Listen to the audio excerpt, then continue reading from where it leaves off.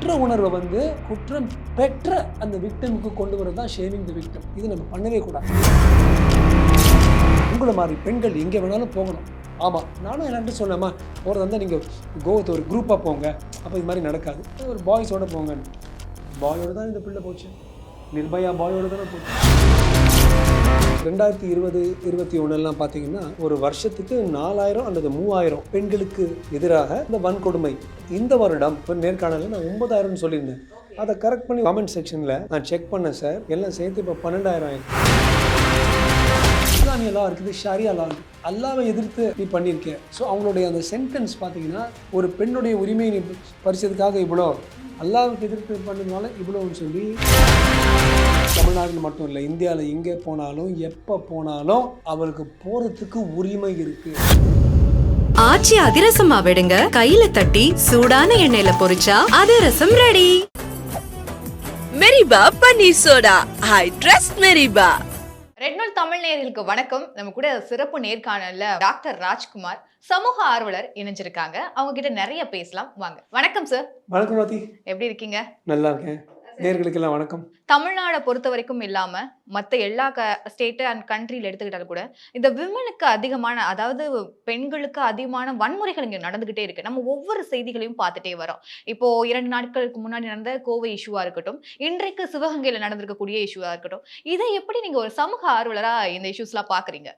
ரொம்ப வயிறு எரியுதுங்க ராதி. அதாவது 2020-21 பார்த்தீங்கன்னா ஒரு வருஷத்துக்கு 4000 அல்லது 3000 பெண்களுக்கு எதிராக இந்த வன்கொடுமை, பாலியல் வன்கொடுமைகள் நடக்கும், பாக்ஸோ உட்பட. இந்த பாக்ஸோ வந்துட்டு அப்புறம் இந்த 4000 வந்து ஒரு 2-3 வருஷம் 5000 6000 அப்படியா இருந்துச்சு. இந்த வருடம் நான் நேற்று விட்ட ஒரு நேர்காணலில் நான் 9000 சொல்லியிருந்தேன்.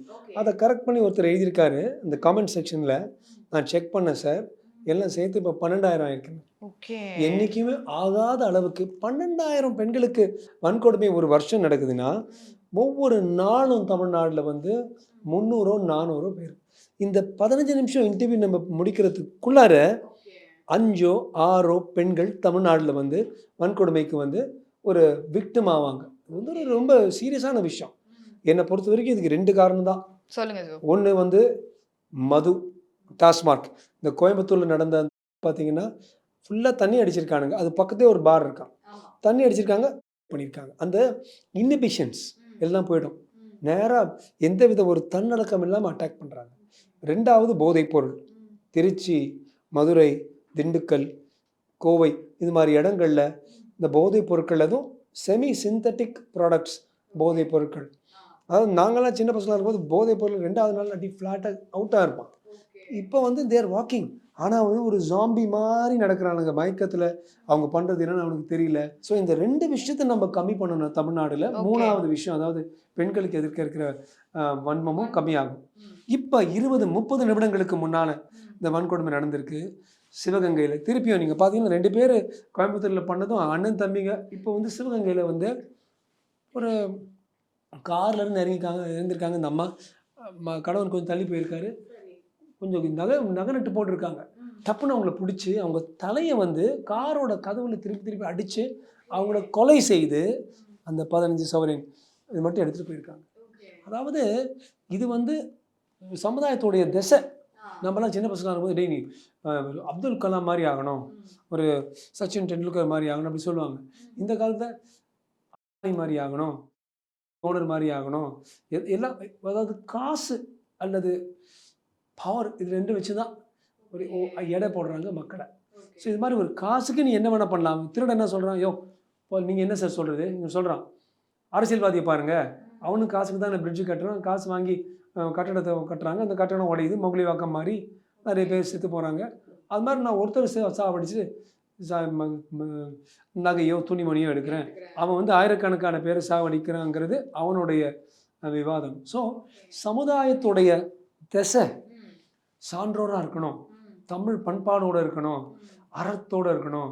அது போயிட்டு எவன் சம்பாதிக்கிறானோ அவன் தான் பெரிய ஆளுங்கிறது வந்து இந்த ராட் ரேஸில் நம்ம மாட்டிக்கிறனால தான் இது மாதிரி விஷயங்கள் இந்த சிவகங்கை விஷயம் போல் நடக்குது. பெண்கள் பாதுகாப்புங்கிறது டாப் ப்ரையாரிட்டியாக இருக்கணுங்கிறது திருப்பி நான் அடித்து சொல்கிறேன். ஒன்றுமே இல்லைம்மா, ஓகே சார். இஸ்லாமிய லா இருக்குது, ஷரியா லா இருக்குது.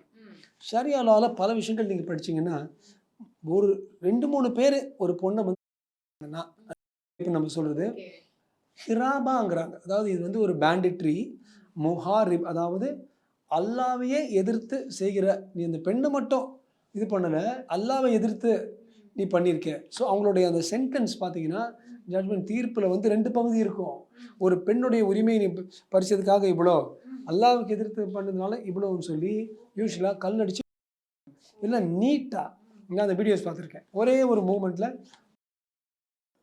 அதாவது நாம் எல்லாரும் ஒன்று பண்ணணுங்க. நேயர்கள் பார்த்துட்டு இருக்காங்க. கண்டிப்பாக பப்ளிக் ஷேமிங்னு இருக்குது. இப்போ இந்த 3 பேர் அவங்கள நீங்கள் ஐடென்டிஃபை பண்ணுவீங்களா? இந்த அண்ணன் தம்பி திலக் அண்ட் ரகு அன்மா இருக்காங்க. அவங்கள பார்த்தா அவங்களுக்கு கார்த்திக் உங்களுக்கு தெரியுமா? தெரியணும். அவங்க ஃபோட்டோ தெரியணும். அந்த பொண்ணுடைய ஃபோட்டோ போடுவாங்க. இப்போ நல்ல காலம் இந்த சுப்ரீம் கோர்ட் இது வந்த அப்புறம் உச்ச நீதிமன்றம் சொல்லிட்ட அப்புறம் இப்போ அது ரொம்ப இல்லை. நான் என்ன சொல்கிறேன், எல்லாரும் மாற்றி பண்ணானுங்கல்ல, இது மாதிரி பண்ணுறாங்களே பெண்களுக்கு எதிர்த்து.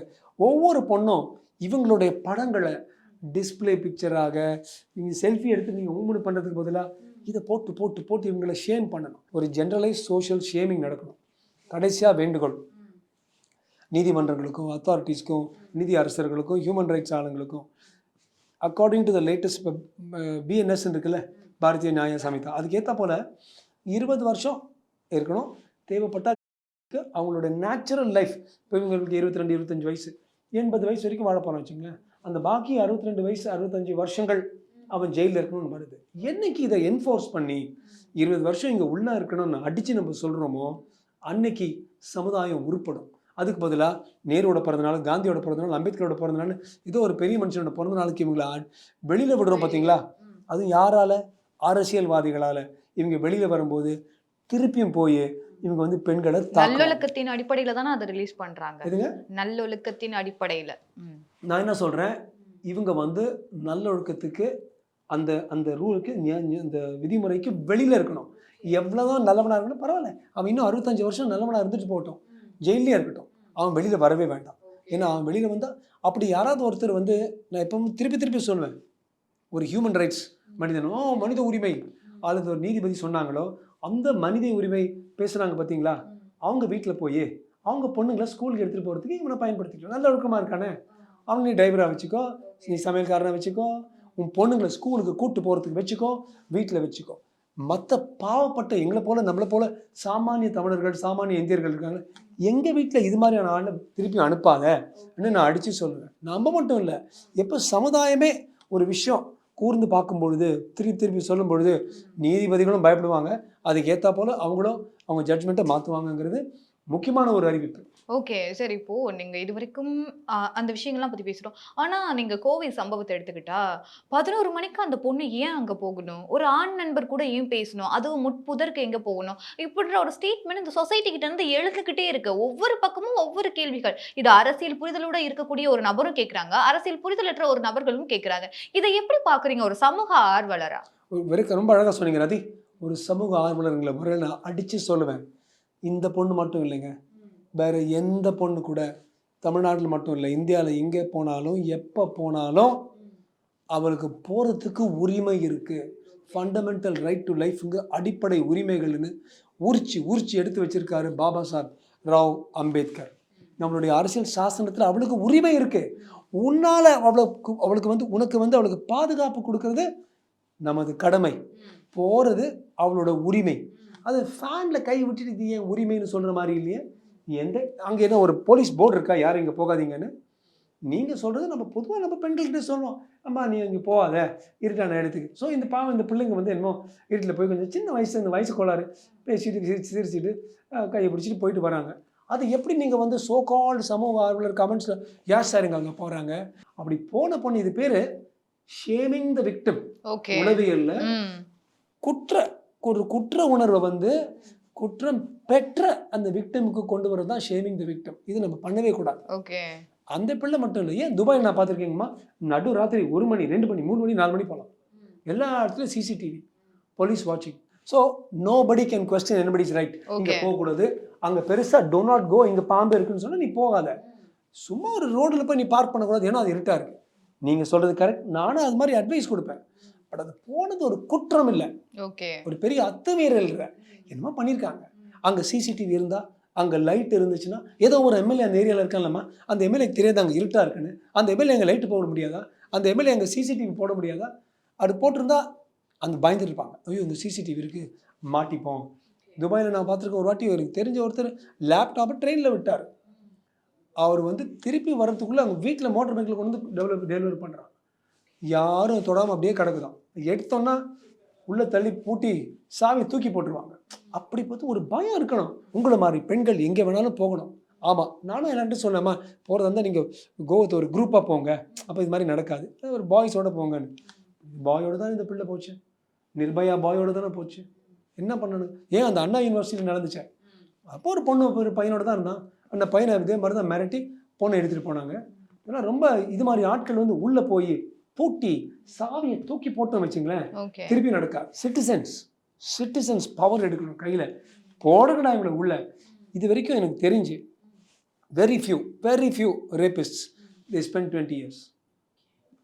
இனிமேல் நம்ம நாட்டில் நீ வந்து ஒரு பொண்ணை தொட்டினா நீ 20 வருஷம் இருப்படா, நீ எடுத்து செக்ஷன் 69 பாரதி நியாய சமிதா இது கொண்டு வந்து அதை வந்து நான் அமல்படுத்தணும்னா இது நடக்காது. எல்லாத்தையும் நீங்க சொல்ற வரைக்கும் அங்க விக்டிமை வந்து ப்ளேம் பண்ணிக்கிட்டே இருக்காங்க அப்படின்னு ஒரு இருந்தாலும் கூட, இப்போ அந்த பையனுக்கு 26 தையல் போட்டிருக்காங்க. அந்த பொண்ணோட நிலைமை ஒரு மருத்துவரா உங்களால எதனா சொல்ல முடியுமா? அந்த பொண்ணுக்கு என்ன நடந்துச்சுன்னு உங்க சைட்ல இருந்து எதனா வந்து அலிகேஷன்ஸ் வந்திருக்கும்? மெடிக்கலி அவங்க கொல்ல கூட அவங்க ட்ரை பண்ணல. ஒருவேளை இன்னும் கொஞ்சம் நேரம் இருந்தால் கூட பண்ணிருக்கலாம். ஆனால் பாடியில் நடந்ததோட அவங்க மனசுக்கு நடந்தது வந்து ரொம்ப மோசமாக நடந்தது. இப்போ உளவியல் ரீதியில் பார்த்தீங்கன்னா சைக்காலஜி போஸ்ட் ட்ராமாம்பாங்க, அது ரொம்ப மோசங்க. எந்த ஒரு ஆண் கிட்ட போனாலும் அந்த பயம் வரும், எந்த ஒரு ஆணு பெண்ணு கிட்ட வந்தாலும் ஒரு பயம் வரும். ஏன்னா 20 வயசு சிறுசு, வாழ வேண்டிய வயசு. அப்போ இந்த பொண்ணு வந்து அந்த மெனபாஸ் ஒரு 45 50 60 வரும்போதுக்குள்ளே எல்லாம் இதெல்லாம் மறந்துடும். ப்ளஸ் இந்த ஹார்மோன்ஸ்லாம் வேறு மாதிரி ஆகிடும். பட் சில சமயம் அப்படின்னு கூட இருக்கலாம். நம்ம ஒரு பொண்ணை பண்ணும்போது அவளை வந்து 10,000 முறைகள் கொல்றீங்க, 10,000 முறைகள் கொல்றீங்க. கொலை பண்ணால் ஒரே டப்புன்னு போயிடுது ஜீவன்.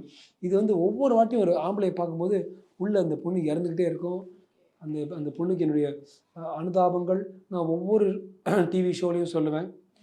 எங்கள் லைஃப்லைன் ஹாஸ்பிட்டல்லேருந்து எங்கள் சைக்காலஜிஸ்ட் யூஸ் பண்ணி இது மாதிரி வந்த இந்த பெண்கள் மட்டும் இல்லை, எந்த பெண்கள் இருந்தாலும் நீங்கள் வாங்க, நாங்கள் உங்களுக்கு இலவசமாக என்ன அட்வைஸ் கொடுக்கணும், மாத்திரை மருந்து கொடுக்கணும், அத்தனையும் நிச்சயமாக செய்வோம். ஓகே, நன்றிகள் சார், வாழ்த்துக்களும் கூட. இது ரொம்ப பெரிய விஷயம் இல்லையா, ஒரு டாக்டர் கிட்ட இந்த மாதிரியான ஒரு விஷயங்கள் கேட்கறது. நன்றிகள் சார். சரி, அது மட்டும் இல்லாமல் இப்போ சிவகங்கையில் நடந்திருக்கக்கூடிய இஷ்யூஸாக இருக்கட்டும், இந்த மாதிரி வன்முறைகள் வந்து பெண்களுக்கு மறைமுகமாகவும் ஒரு பக்கம் நடந்துக்கிட்டே இருக்கு இல்லையா? இந்த மறைமுகமாக நடக்கக்கூடிய வன்முறைகளை எப்படி பெண்கள் வந்து கையாளணும், ஒரு மருத்துவரா, ஒரு சமூக ஆர்வலரா? பப்ளிக் ரிப்போர்ட்டிங் சிஸ்டம்னு ஒன்று இருக்குங்க. நம்பர் 1, நான் ஒவ்வொரு வாட்டியும் நான் ஆர்ஜிக்காரன் படும்போதுக்கும் அடிச்சு சொன்னேன். இந்த காவலன்னு ஒரு ஆப் இருக்குது, SOSன்னு ஒரு ஆப் இருக்குது, I am a girlன்னு ஒரு ஆப் இருக்குது, 5-6 இருக்குது. நீங்கள் இதை எந்த ஆப் வச்சுக்கிட்டு தப்புன்னு அடித்தா கூட உடனே பக்கத்தில் இருக்கிற போலீஸ் ஸ்டேஷனுக்கு ரிப்போர்ட் ஆகும். அவங்க ப்ரையாரிட்டியோடு வருவாங்க. இவங்க கூட பாருங்கள், சினிமாவில் காட்டுற மாதிரி 100 இது டயல் பண்ணியிருக்காரு அந்த பையன். அந்த பொண்ணு டப்புன்னு அடிச்சிருந்தா உடனே வந்திருப்பாங்க. 100 பூனை போயிடுச்சு 100, பையன் கீழே வந்துட்டான் 100, யாரோ திருடிட்டு போனாங்க 100. அரஸ் நீங்கள் அது SOS அல்லது காவலன் ஆப்பில் அடித்தா நேராக போலீஸ் ஸ்டேஷனுக்கு ஒரு பெண் வந்து அவர் உயிரோ அவர் கற்போ ஆபத்தில் இருக்குங்கிற தகவல் அவங்களுக்கு போயிடுது. ஸோ தயவுசெய்து இதை பார்க்குற பெண்கள், இதை பார்க்குற பெற்றோர்கள், நீங்கள் டவுன்லோட் பண்ணிட்டீங்களா? பண்ணிட்டேன் சார். Very good. ரதி டவுன்லோட் பண்ணியிருக்காங்க ரெட் நூல்லேருந்து. நீங்களும் அது மாதிரி பண்ணுங்கள். வாங்கலாம், சாப்பிடலாம் பண்ணுங்க ஒரு பக்கம், இதையும் கொஞ்சம் பண்ணுங்க. இது வந்து உங்களுடைய பாதுகாப்புக்கு. தயவுசெய்து எல்லாரும் இது பண்ணாலேமா பப்ளிக் ரிப்போர்ட்டிங் சிஸ்டம் மாதிரி ஆகிடும். திருப்பி ஒரு இடத்துலேருந்து ஒரு வன்முறை இது மாதிரி பண்ணிருக்காங்கன்னா பப்ளிக் போலீஸும் ரெக்கார்டு இருக்கும். கண்ணகி நகரில் இந்த ஒரு தெருவிலேருந்து திருப்பி வந்துட்டு இருக்கு. அப்போ பார்த்தா ஒரு கும்பல் ஆண்கள் அவங்க பாருக்கு போயிட்டு இருப்பாங்க. இப்போ அவங்க பொண்டாடிகளை பற்றி வேறு மாதிரி பேசுவாங்க, வருவாங்க, ஏன்னு கேட்டால் அடிப்பாங்க. அந்த பேட்டர்ன் ஆஃப் பிஹேவியர் வெளியில் வந்துடும். அந்த பேட்டர்னை பார்க்குறதுக்கு தரவுகள், டேட்டா வேணும். அந்த டேட்டா வெளியில் வர்றதுக்கு இது மாதிரி செயலிகள், ஆப்புகளை பயன்படுத்தி உடனே தகவலை கொடுக்கணும். அது சொன்னாலே இந்த பெண்களுக்கு எதிராக இருக்கிற வன்முறை டெஃபினட்டாக கம்மியாயிடும். இது வரைக்கும் வந்து பெண்களுக்கு நடந்த வன்முறைகள் இது எப்படி நடக்காமல் இருக்கலாம், தவிர்க்கிறதுக்கான வழிகளையும் சொல்லியிருக்கீங்க. நன்றிகள் சார். ஆச்சி அதிரசமா விடுங்க, கையில தட்டி சூடான எண்ணெயில பொரிச்சா அதிரசம் ரெடி. மெரிபா பன்னீர் சோடா. I trust மெரிபா.